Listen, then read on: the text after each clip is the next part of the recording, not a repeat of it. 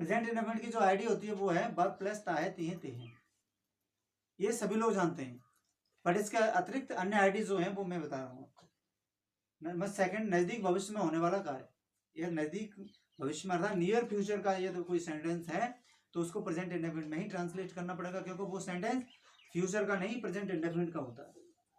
पहले से प्लान किया गया कार्य, यदि कोई काम पहले से प्लान किया गया है तो उसको भी प्रेजेंट इंडेफिनिट में ट्रांसलेट करना पड़ेगा। नंबर 4 होता है uses of verbs of senses, it means sense organ से संबंधित वर्ब। क्या आप जानते हैं अपनी ज्ञानेंद्रिय कितनी होती हैं?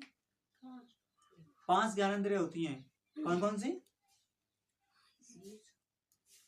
आंख, नाक, जिह्वा, कान और त्वचा।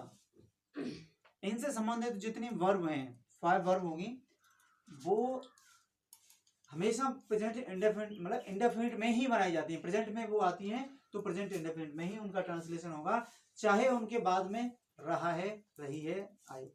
ठीक है। वर्ब ऑफ सेंस ऑर्गन ये होती हैं सी, हियर,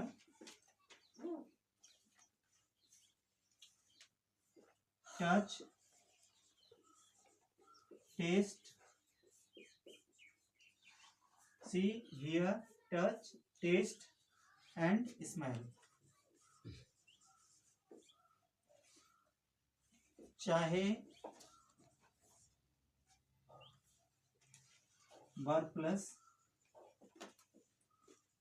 रहा है, रही है, रहे हैं हो। अंडरस्टैंड? चाहे वर्ब के अंत में रहा है, रही है, रहे हैं हो, तो भी इसका जो ट्रांसलेशन है वो प्रेजेंट इंडेफिनिट में ही होगा। देखने में कंटिन्यूस हो सकता है बट ये कंटिन्यूस सेंटेंस नहीं है। जैसे कि मुझे ठंड लग रही है, उसे भूख लग रही है, रहा है, रही है, आ रहा है, बट ये प्रेजेंट इंडेफिनिट का सेंटेंस है, कंटिन्यूस का नहीं। इस बात का विशेष ध्यान रखना। ठीक है।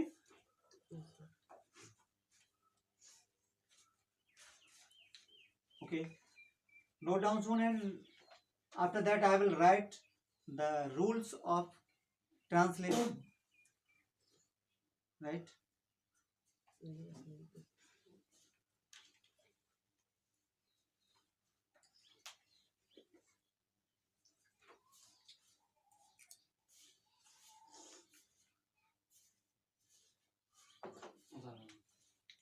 And fifth idea of this tense is verb plus तो। यदि वर्ब के बीच में, वर्ब के बाद में तो है, तो है, तो है, तो हैं, तो हूं, ये वाले शब्द आ जाते हैं तो भी वो प्रेजेंट इंडेफिनिट में बनेंगे, बट थोड़ा सा डिफरेंस होगा कि उसमें वर्ब से, वर्ब और सब्जेक्ट के बीच में डू या डज का यूज हो जाता है। Understand? Can I erase it? These are the ideas of present indefinite tense. Leo sir तुम्हारी बैटरी लो है।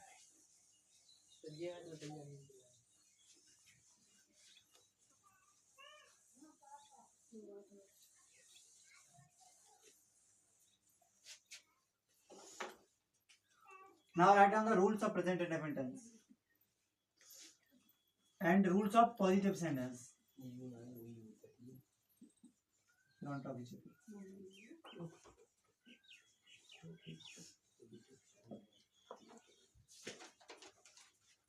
रूल है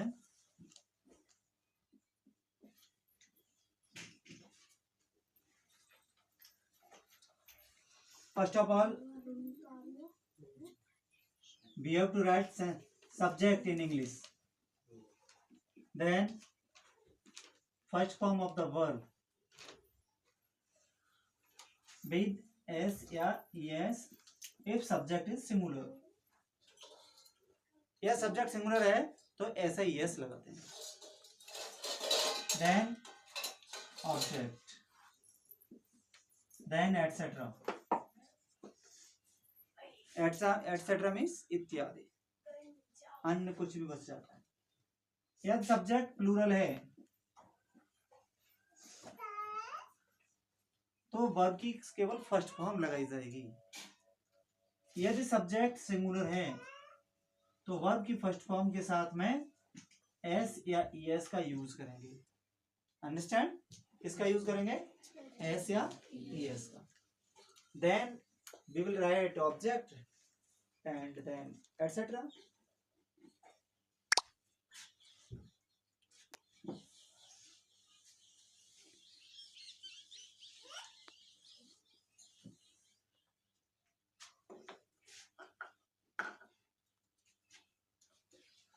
रूल नंबर सेकंड,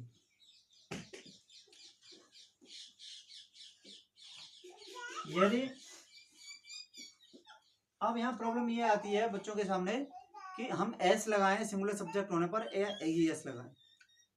उसके लिए रूल नंबर सेकंड है, यदि सब्जेक्ट सिंगुलर हो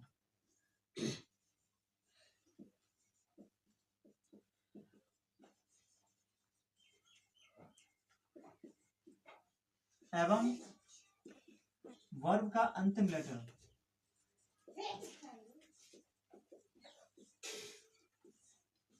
लेटर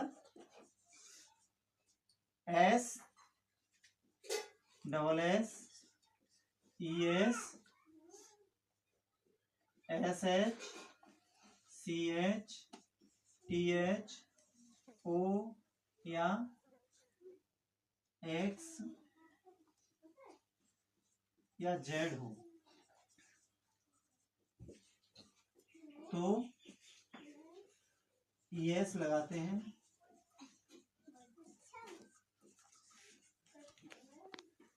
अन्यथा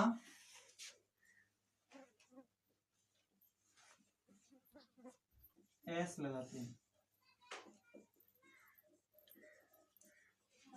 यदि वर्ब का अंतिम letter S double S S H E S C H T H O X या जेड हो तो सब सिंगुलर सब्जेक्ट के साथ में ईएस लगाया जाएगा, otherwise we will put up S with singular subject, नहीं तो हम सिंगुलर सब्जेक्ट के साथ में एस का यूज करेंगे। Understand? Note down Son.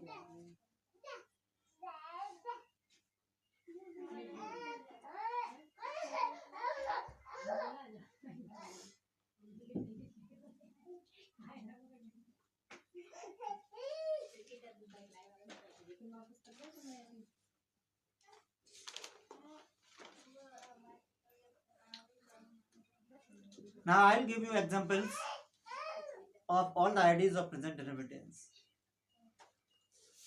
But according to your level, I will tell you only 5 IDs, but there are 14 IDs of present indefinite tense. Understand? So study deeply. After that you will get them.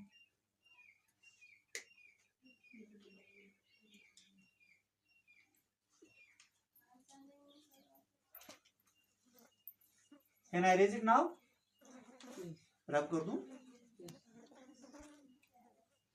मिटा दूं? ये ऊपर वाला rule ऊपर आता है।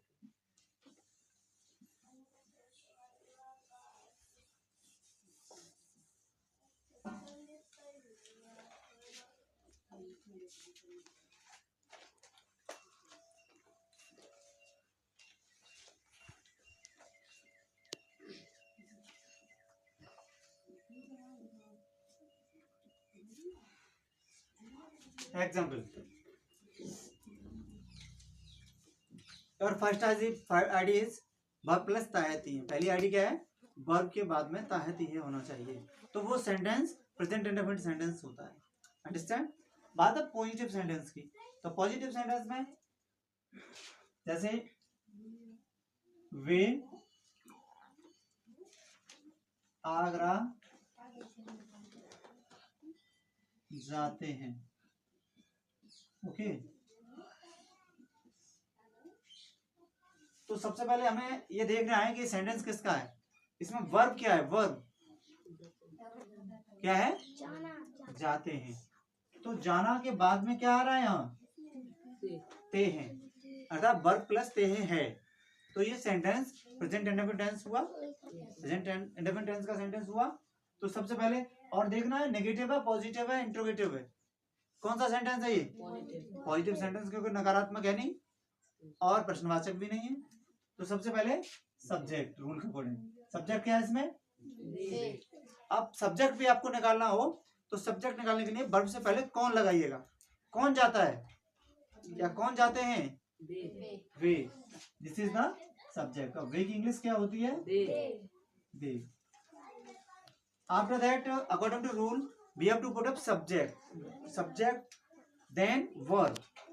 According to rule सबसे पहले सब्जेक्ट, उसके बाद वर्ब पुट अप करना है। तो वर्ब क्या है इसमें, जाना। जाना की इंग्लिश क्या है, क्योंकि वर्ब की फर्स्ट फॉर्म लगानी है।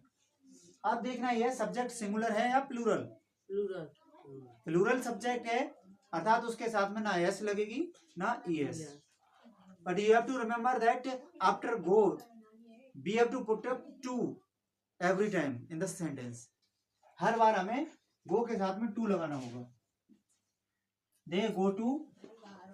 अब ये हो गया वर्ब, वर्ब के बाद क्या लगाना है, ऑब्जेक्ट। क्या लगाना है, ऑब्जेक्ट। और ऑब्जेक्ट क्या है, कहाँ जाते हैं, जब भी कभी ऑब्जेक्ट निकालना है तो क्या से क्लियर ऑब्जेक्ट निकलता है। अब जो रिलेटेड टू प्लेस ऑब्जेक्ट होता है वो कहाँ से निकलेगा, तो कहाँ जाते हैं, Agra. Understand, they go to, can I erase under part of the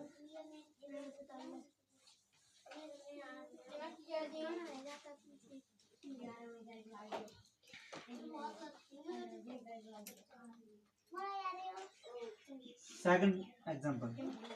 What is the second idea of the sentence?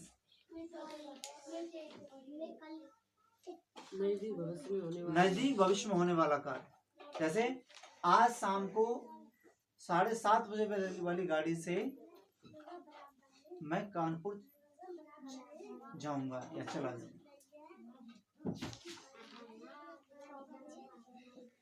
आज शाम को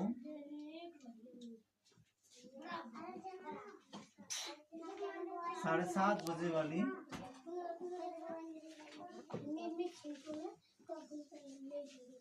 गाड़ी से मैं कानपुर चला जाऊंगा।